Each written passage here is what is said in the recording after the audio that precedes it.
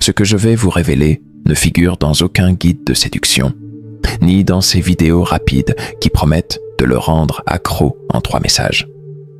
Ce n'est pas un raccourci, ni une formule magique.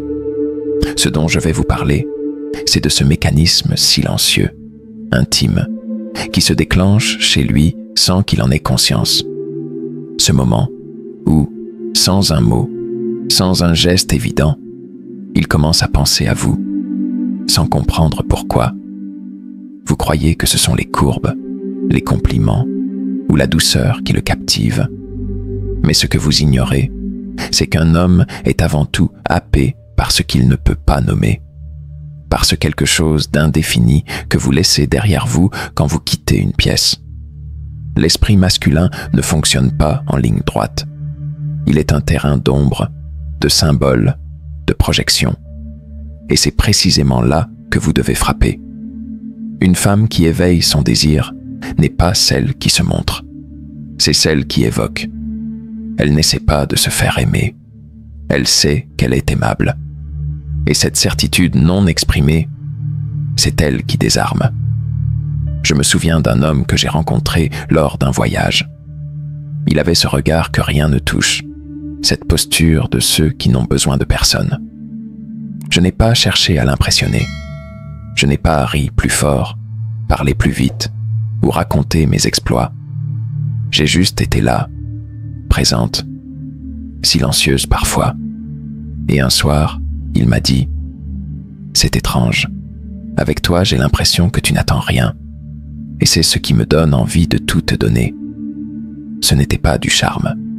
C'était une absence de besoin. Et cette absence, elle résonne comme un mystère dans l'esprit d'un homme. Parce que dans un monde où tout le monde veut quelque chose, une femme qui n'a rien à prouver devient un déclencheur de fantasmes. Ce n'est pas logique, c'est chimique, c'est presque spirituel.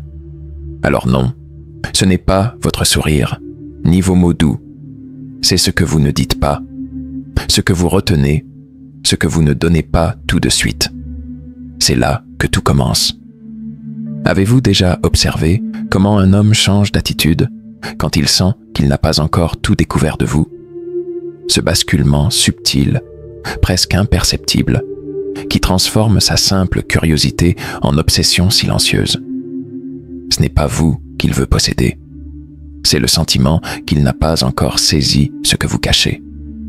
Il y a quelque chose dans l'esprit masculin qui le pousse à chercher des réponses où il n'y a que des énigmes. Il peut être entouré de 1000 femmes disponibles, mais c'est celle qui ne se dévoile qu'à moitié qui l'habite pleinement. Pas parce qu'elle joue un rôle, mais parce qu'elle est un monde à part entière, un monde qu'il n'a pas encore conquis. J'ai rencontré un jour une femme dans un café de quartier. Elle n'avait rien d'extravagant, pas de robe voyante, pas de maquillage chargé. Mais quand elle parlait, elle faisait des pauses, de longues pauses, comme si elle pensait vraiment à ce qu'elle disait. Et soudain, l'homme face à elle, un homme qui jusque-là semblait sûr de lui, impatient, s'est adouci. Il s'est mis à l'écouter, à pencher la tête, à se rapprocher. Elle ne cherchait pas à le séduire. Elle le laissait venir. C'est cela que peu comprennent. Ce n'est pas la vitesse à laquelle vous entrez dans sa vie qui vous rend inoubliable. C'est la profondeur avec laquelle vous y entrez sans vous imposer. La lenteur devient une arme. Le silence, un terrain fertile. Et les mots que vous choisissez, ils comptent moins que l'énergie qui les porte. Vous pouvez dire 1000 fois « tu me plais » et il l'oubliera. Mais si vous le regardez, sans rien dire, juste un regard qui dure un peu trop longtemps, un sourire qui laisse une question en suspens, il y pensera toute la nuit. Un homme ne se souvient pas des femmes qui le poursuivent. Il se souvient de celle qu'il a délogée de lui-même, celle qui lui a fait ressentir quelque chose qu'il ne contrôle pas. Pas avec de la stratégie, mais avec une présence qui ne demande rien et qui laisse tout deviner. Avez-vous déjà remarqué que plus vous montrez à un homme que vous êtes disponible, moins il semble intéressé? c'est cruel, mais c'est humain. L'esprit masculin est façonné par la quête, le défi, l'inconnu. Lorsqu'il sait déjà où vous êtes, ce que vous ressentez, ce que vous attendez de lui, son imaginaire se referme, comme un livre dont il connaît déjà la fin, et ce qui n'intrigue plus ne séduit plus.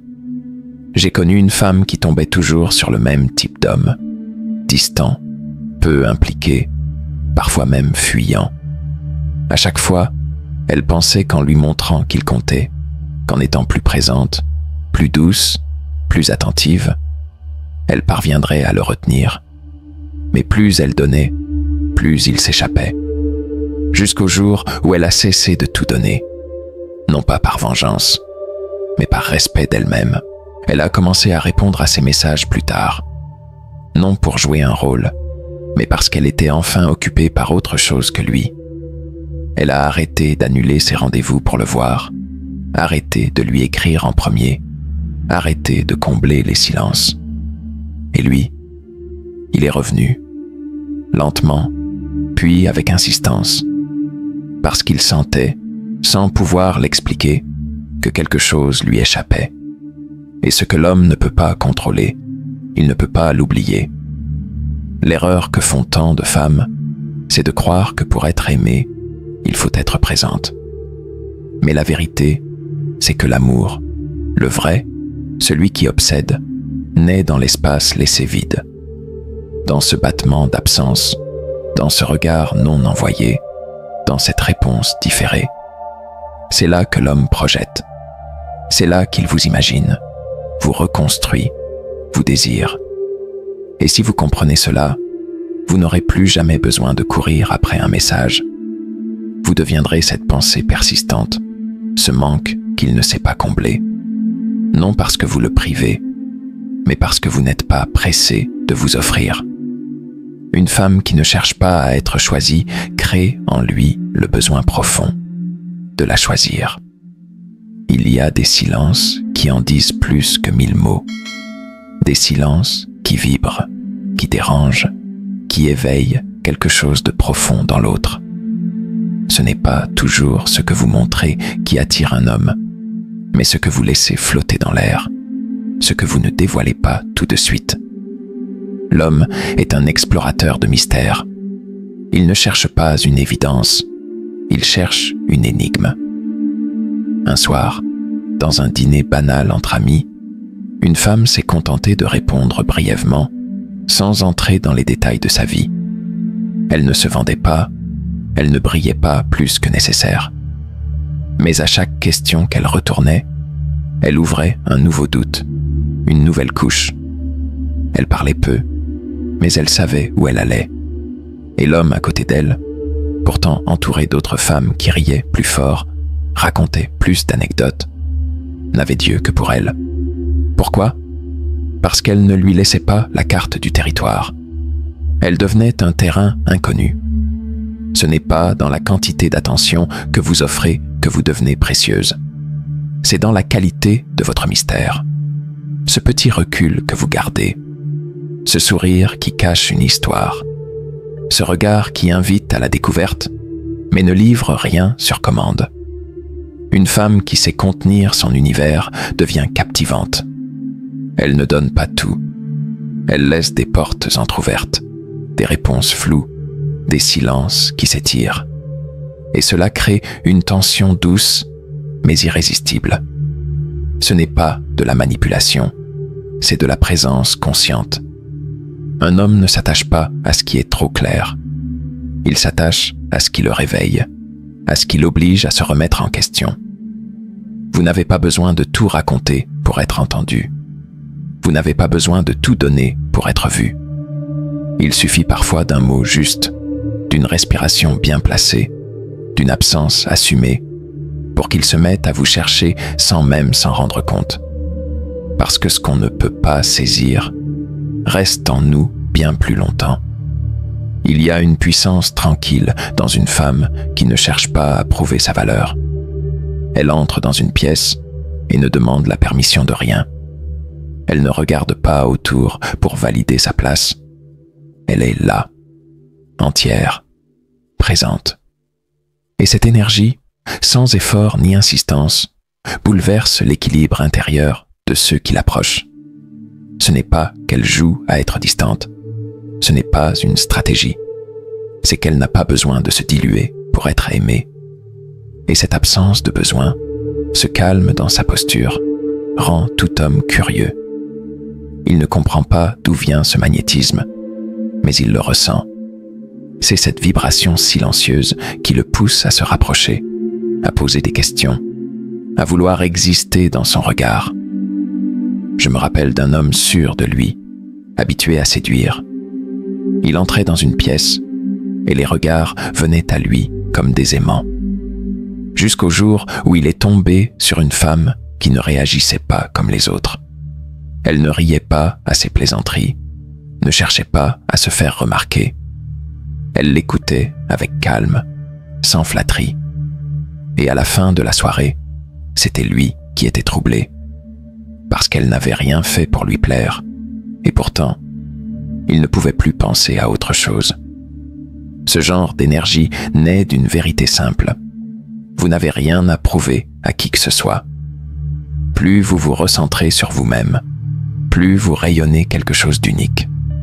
Pas besoin de parler fort, de se comparer, d'éblouir. L'homme ressent votre valeur non dans vos mots, mais dans la manière dont vous vous tenez debout dans le monde.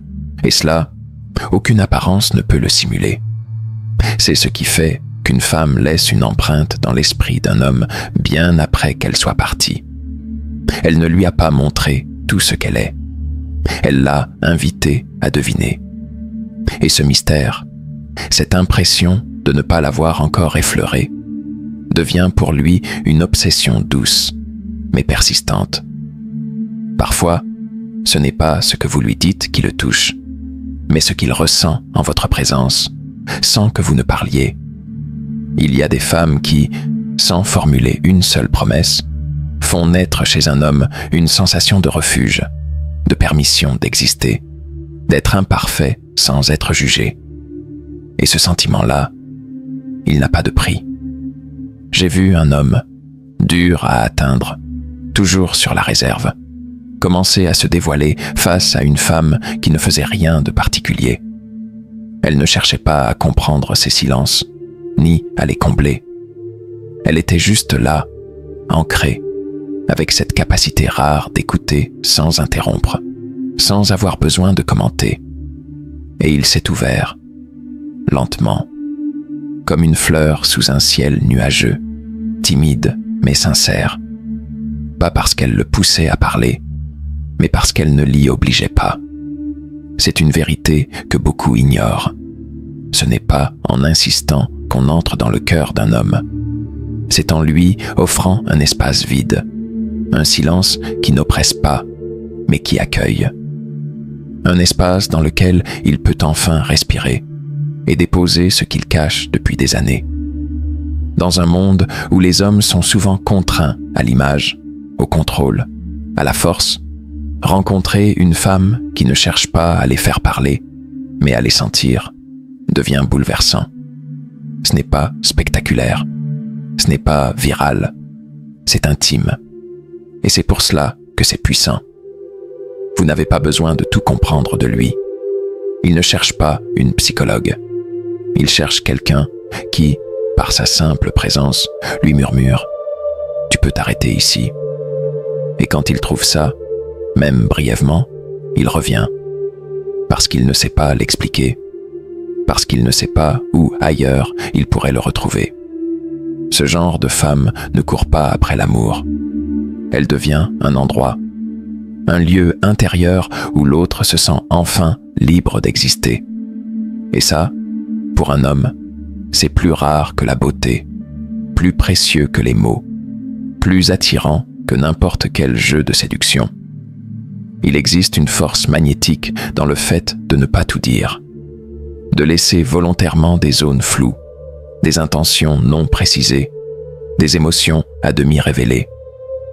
Un homme n'est pas captivé parce qu'il comprend totalement. Il est happé parce qu'il doit interpréter, parce qu'il échappe à sa logique et titille son intuition. Une femme m'a un jour raconté qu'elle avait cessé de complimenter un homme sur ce qu'il savait déjà. Fini les « tu es beau »,« tu es brillant »,« tu es différent ». À la place, elle lui glissait des phrases ouvertes, presque énigmatiques, comme « tu dégages quelque chose que je n'arrive pas à nommer ».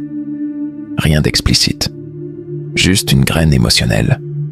Et à partir de là, il a commencé à la regarder autrement. Il posait des questions. Il devenait attentif. Il cherchait.